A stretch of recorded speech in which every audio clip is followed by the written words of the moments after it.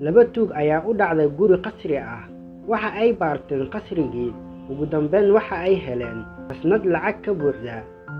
labadii tuug mid ayaa khabiir ahaa, waxa uuna furtay qasnadii isagoo jebin lacagtii ayuuna ka soo bixiyey. miis meesha yaalay ayuu lacagtii saaray.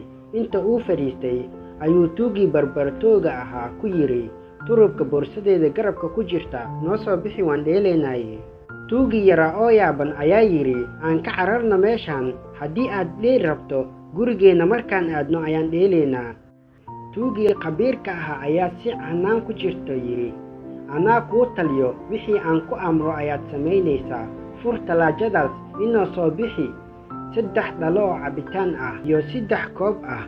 wiilkii yaraa asagoo yaaban isna leh odaygan waa waashay ayuu soo bixiyey turubkii, waxayna bilaabeen inay dheelaan, cabbaanna sharaabkii.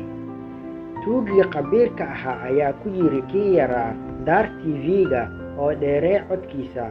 sidii ayuuna sameeyey asigoo xaqiiqsaday in la qaban doono. ninkii qasriga lahaa ayaa soo kacay, waxa uuna dareemay in guriga lala joogo. horay ayuuna bistoolad u soo qaatay, tuugadii ayuuna madaxa ugu qabtay kuna yidhi, tuuga yahay, maxaa ka dhex qabanaysaan qasrigayga? ogaada haddii midkiina isdhaqaajiyo waan idin dilayaa. tuugii weynaa iskama qasinee, saaxiibkiisa ayuu ku yidhi, iska daa warkiisee inoo wad dheesha. ninkii booliska ayuu wacay, waana ay imaadeen booliska. waxa uu ku yidhi, labadan tuug gurigayga ayay u soo dhaceen, waana tan agtooda taalla lacagtaydii.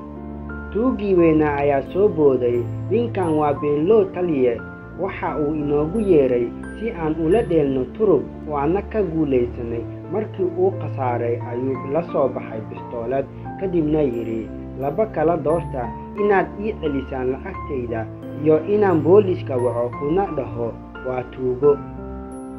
sarkaalkii booliska ayaa eegay meeshii, misena 3 dhalo ayaa taal, TV-guna waa dheeraysan yahay, nimankuna tuugo umaba ekeen, turub ayay iska ciyaarayaan.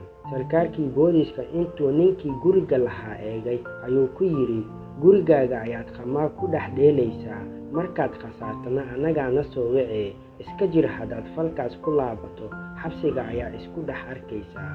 albaabka ayuu ka sii baxayay sarkaalkii booliska, laakiin tuugii khabiirka ahaa ayaa ku qeeliyey, taliye, haddii aad naga tagto waa uuna dilayaa.